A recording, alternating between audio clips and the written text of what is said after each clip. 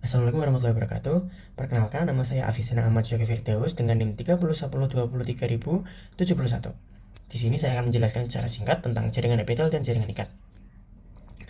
Apa sih jaringan epitel dan jaringan ikat itu? Nah, pertama, jaringan epitel. Jaringan epitel adalah jaringan yang membungkus atau menutupi atau melindungi jaringan-jaringan di bawahnya. Karena secara yang kita ketahui, jaringan dasar itu ada 4, yaitu pertama jaringan epitel, jaringan ikat, jaringan otot, dan jaringan saraf. Nah, jaringan epitel itu terletak di paling ujung dari susunan jaringan itu.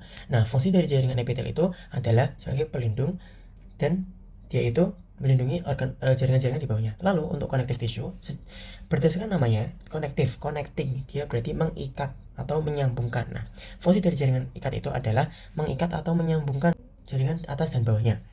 Dia itu terletak di bawah lamina basalis atau di membran yang membatasi antara jaringan ikat dan jaringan epitel. Nah, biasanya jaringan ikat itu berada di lamina propria dari suatu lapisan jaringan. Nah, jenis jaringan epitel itu dibagi menjadi 4. Ada jaringan epitel squamous, cuboid, columnar, dan satunya ada transisional. Nah, pertama kita akan membahas squamous dulu. Squamous itu pipih.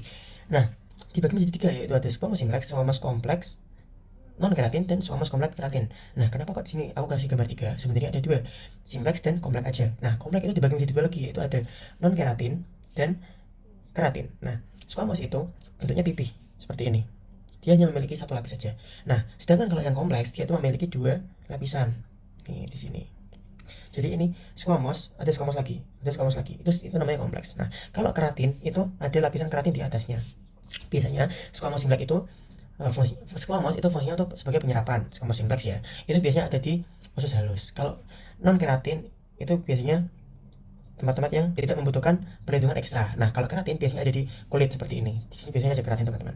Lalu selanjutnya ada cuboid atau kubus. Nah, cuboid juga dibagi menjadi 2. Ada simplex dan kompleks. Simplex itu segaris sejajar. Kalau kompleks itu berlapis. Nah, ini yang seperti ini.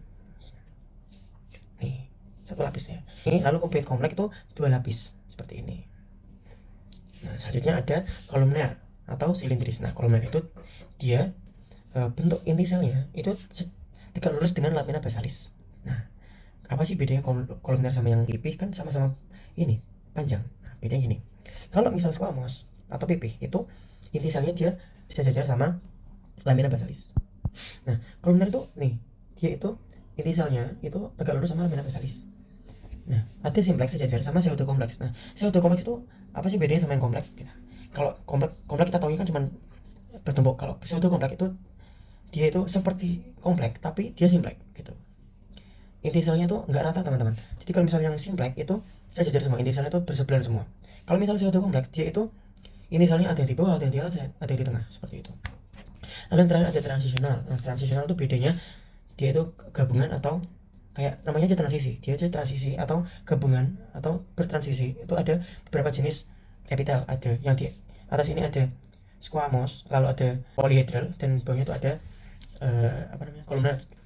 Nah, bedanya kalau transisional itu dilapisi sama sel payung. Nah, kenapa sih kok harus dilapisi sel payung? Gini, transisional biasanya ada di kandung kemih. Nah, kandung kemih itu kan nyimpen urin itu kan ada racunnya, ada toksinnya ya. Nah, makanya itu dia butuh perlindungan. Nah, sel payung itu gunanya buat melindungi jaringan epitelnya gitu, karena biar gak kena toksin.